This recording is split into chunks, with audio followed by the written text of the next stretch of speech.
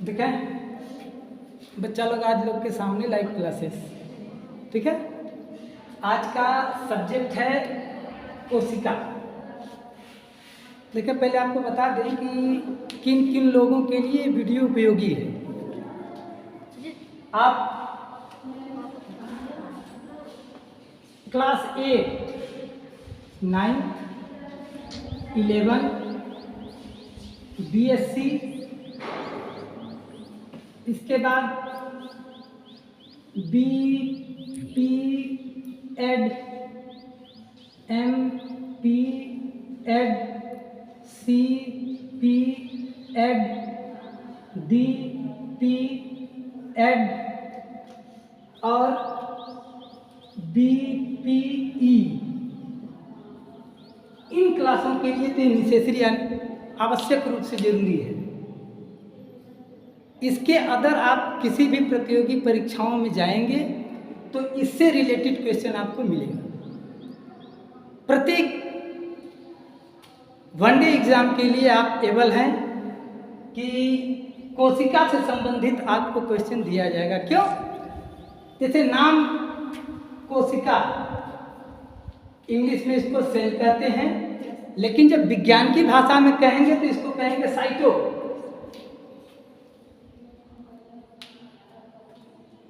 हिंदी में कोशिका, इंग्लिश में और विज्ञान की भाषा में साइटो। अच्छा, इसके अब देखें कि होता क्या है। जैसे कि मान लेते हैं कि किसी चीज का एक आधार होता है, बेस होता है, जिस पर जैसे बिल्डिंग बड़ी सी खड़ी हुई है। कैसे खड़ी हुई है कि इसका कोई छोटा तो छोटा इकाई होगा ना, जैसे ईंट। बहुत सारी ईंटों को जोड़ करके तब इतना बड़ा मकान बना दिया गया। उसी तरह ये बॉडी हमारी, आपकी, जीवों की, जंतुओं की, इस धरती पर बड़ा से बड़ा, सबसे जीवित बड़ा प्राणी कौन सा है? नीली व्हेल। समुद्र में रहने वाली नीली व्हेल सबसे बड़ा जंतु है। अच्छा, स्थल पर रहने वाला सबसे बड़ा जंतु हाथी। जंतु की बात हो रही है, हाथी सबसे बड़ा स्थल पर रहने वाला। तो उन सबों की शरीर मिलकर के बनी है किससे? सेल से, कोशिका से, है ना। अच्छा, इसको पता किसने लगाया था? Robert Hooke. बहुत अच्छे। ठीक है, कोशिका की खोज सबसे पहले रॉबर्ट हुक नामक वैज्ञानिक ने की थी। कब की थी? 1665। हाँ, 1665। जबरदस्त। इसके बाद इन्होंने तो बता दिया कि भाई कोशिका है जिससे पूरा शरीर का निर्माण हुआ है ना। देखें कोशिका में बनने का सिस्टम कैसे होता है।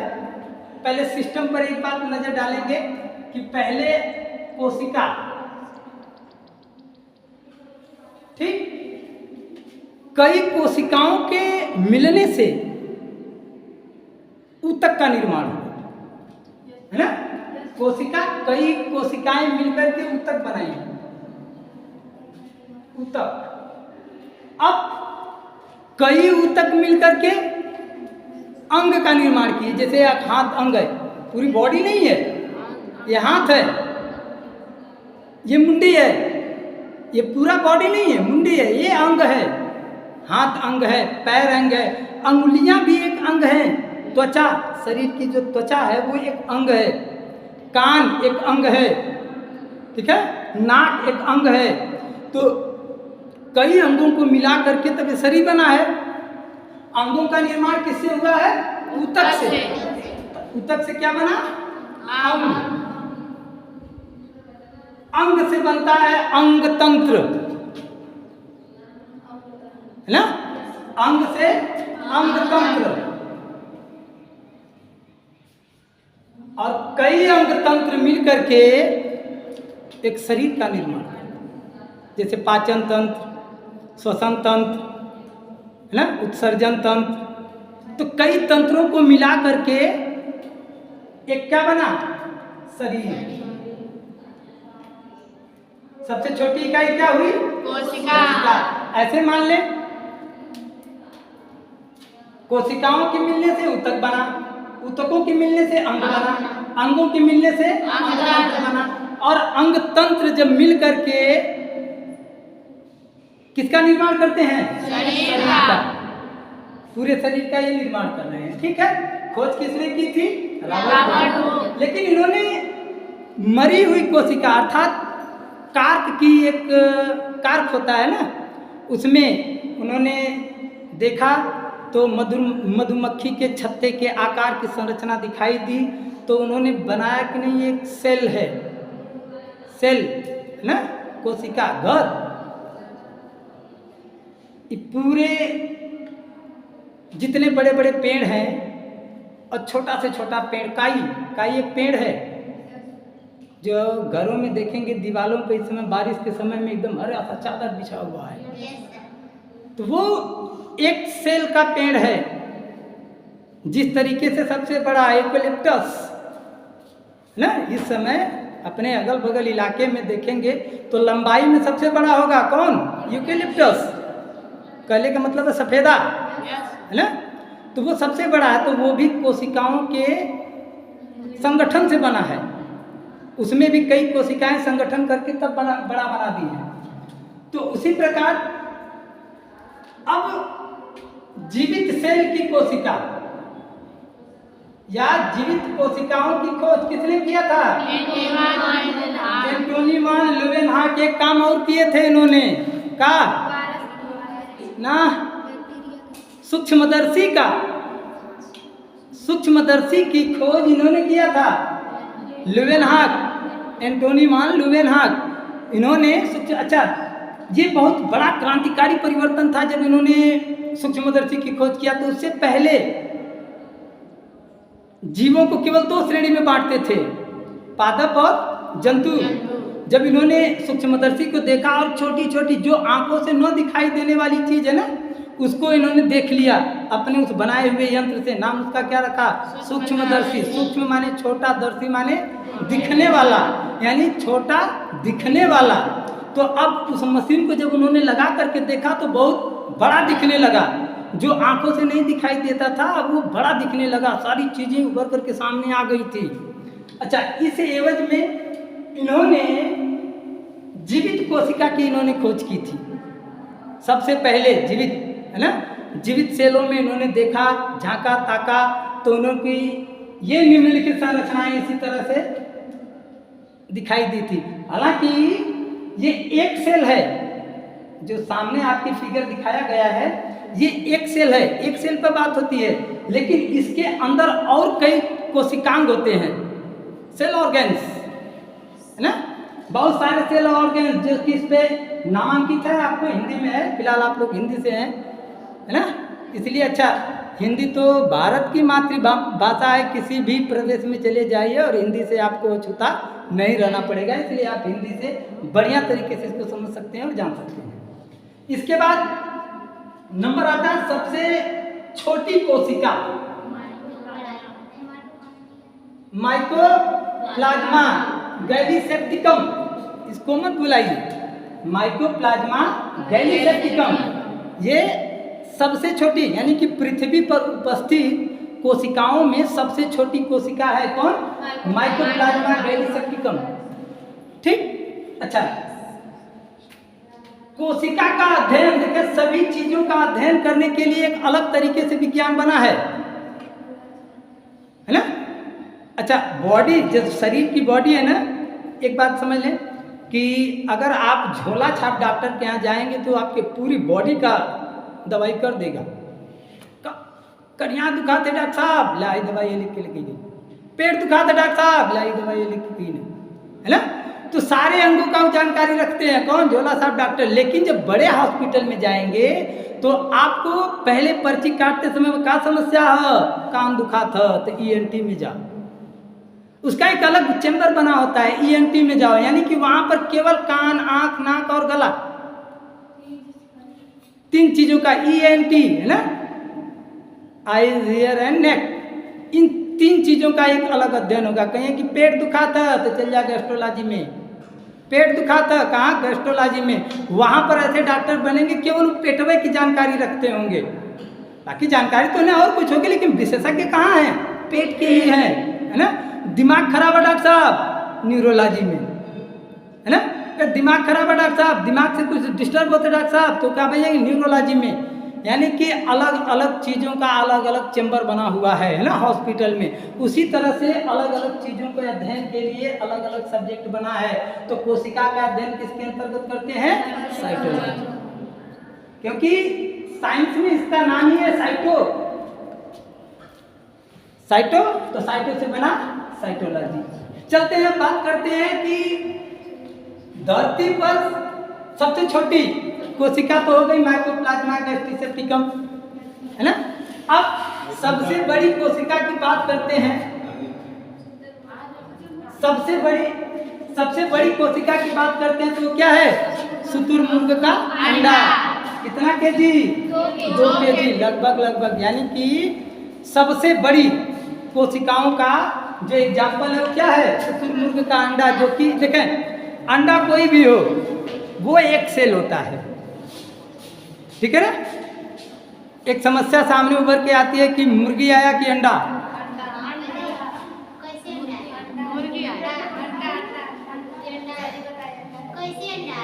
बिल्कुल इसी तरह जैसे बन रहा है। सुने, जीवों का निर्माण जब पहली बार हो रहा था तो पहले एक सेल बना, है ना। ऐसा नहीं कि पूरी बॉडी पहले बन गई। मुर्गी पूरी बॉडी है, एक सेल नहीं है ना। मुर्गी पूरी बॉडी है, जैसे बोले ना कि उसके भी अंग हैं, पाँव हैं, पंख हैं, गर्दन है, चोंच है ना। तो उसके अंग हैं। तो क्या बोले कि अभी कोशिका से ऊतक से अंग तंत्र, फिर इसके बाद शरीर का निर्माण हुआ। तो सबसे पहले अंडा आया, ना कि मुर्गी एक पूरी बॉडी है ना। और शरीर का निर्माण किससे हुआ है? सेल से। तो लाजमी कि सबसे पहले कौन आया? सेल है। सबसे बड़ी कोशिका शुतुरमुर्ग का अंडा। चलो देखते हैं मानव में सबसे छोटी कोशिका। इसमें मतभेद है। कुछ वैज्ञानिक लोग कहते हैं स्पर्म, शुक्राणु, है ना। कुछ विद्वान लोग कहते हैं कि मानव का शुक्राणु सबसे छोटी कोशिका है। नहीं, सबसे छोटी कोशिका माइंड में, सेरेबेलम में, देखा है, सेरेबेलम में, माइंड में ग्रेन्यूल सेल सबसे छोटी कोशिका है, ठीक है ना। माइंड में, दिमाग में सबसे छोटी कोशिका कौन है? Granule cell. कहाँ पर पाई जाती है? सेरेबेलम, मिड माइंड में, पिछले दिमाग में।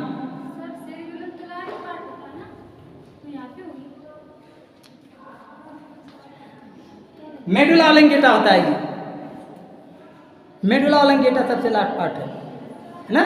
सेरिब्रम, सेरिबेलम, मेडुला ऑब्लिंगेटा, ठीक है। सेरिब्रम फोरहेड, सामने वाला इतना से, हाँ ये ना, ये मेडुला ऑब्लिंगेटा है 3 पार्ट में, ठीक। अच्छा, अब बात होती है मानव में सबसे बड़ी कोशिका अंडाणु, ओवम। स्त्रियों में बनने वाला जो अंडाणु होता है वो मानव की सबसे बड़ी कोशिका मानव में, है ना। और मानव में सबसे छोटी कोशिका ग्रेन्यूल सेल, है ना। इसके बाद सबसे बड़ी का मतलब इससे कह सकते हैं आप लंबी, ठीक है ना। बड़ा और लंबा में अंतर है, बड़ा और लंबा में अंतर है। जैसे घर है बहुत बड़ा है ना, रोड है बहुत लंबा है, समझे कि ना। ये घर है तो बहुत बड़ा है ना, यहाँ से वहाँ तक देखे, स्कूल है बहुत बड़ा स्कूल है ना। रोड है बड़ा लंबा रोड है, ठीक है। तो लंबा और बड़ा में अंतर है। तो सबसे न्यूरॉन की कोशिका दिमाग की ना, न्यूरॉन दिमाग में, और इसकी लंबाई लगभग 2 से 2.5 मीटर की होती है ना, 2 से 2.5 मीटर की होती है। कहाँ से? जब यहाँ से शुरू होती है पूरा स्पाइनल कार्ड पकड़ते हुए यहाँ तक आती है, इसके बाद पैरों तक जाती है। करती क्या है ना कि जैसे आपको कोई टच किया तो आभास हो जाता है ना, कोई टच किया तो टच करने से एक माइक्रो आवेश उत्पन्न होता है न्यूरॉन से। वो न्यूरॉन पूरी बॉडी में संदेशों को ले जाके पहुंचता है माइंड तक। तब वो पहुंचाता, कहता भैया कोई टच किया है ना, सुई चुभो देने से।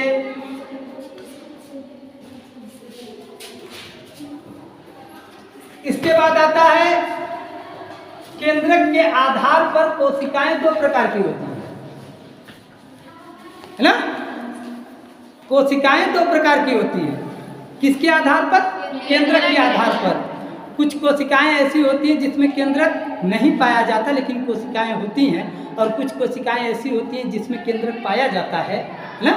तो केंद्रक के आधार पर कोशिकाएं दो प्रकार की होती हैं। कौन कौन सी होती हैं? प्रोकैरियोटिक कोशिका और यूकैरियोटिक कोशिका, है ना। अच्छा, समझ लेते हैं कि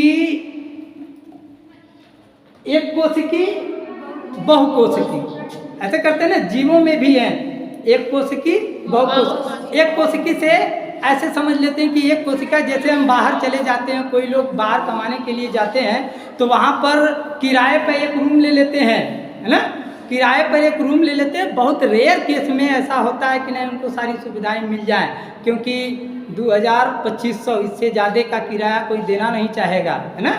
कमाने गया है, इससे ज़्यादा का किराया कोई देना नहीं चाहेगा, और रूम मालिक सारी सुविधाएं उसको प्रोवाइड नहीं कराना चाहेगा क्योंकि उसको पैसा चाहिए। तो कहने का मतलब है, समझ लीजिए कि एक सेल जब वो कमाने के लिए जाते हैं तो अपने एक ही रूम में वो सारी प्रक्रियाएं संपन्न करते हैं। इधर खाना बनाने का, उधर सोने का, लैट्रिन, बाथरूम, नहाने तक का भी सारे सिस्टम एक ही रूम में करना पड़ता है ना। तो वो क्या हो गया? एक सेलुलर, जो सारी क्रियाएं अपना एक ही रूम में संपन्न करते हैं, है ना। अब वही घर वापस आ गए, बड़ा सा घर बनाए तो क्या कहे, किचन रूम अलग है, बेडरूम अलग है, लैट्रिन बाथरूम अलग है, डाइनिंग टेबल का रूम अलग है ना। तो क्या हो गया? बहुकोशिकी, कई घरों का सम्मिलन बना है ना। मकान है वो, है ना, हवेली है, हवेली। ठीक, तो प्रोकैरियोटिक, यूकैरियोटिक। अच्छा, सिस्टम है कि इसमें केंद्रक नहीं पाया जाता है। प्रोकैरियोटिक में केंद्रक नहीं पाया जाता है और यूकैरियोटिक में केंद्रक पाया जाता है। इतनी बात समझ में आई? इतनी बात समझ में आ गई ना।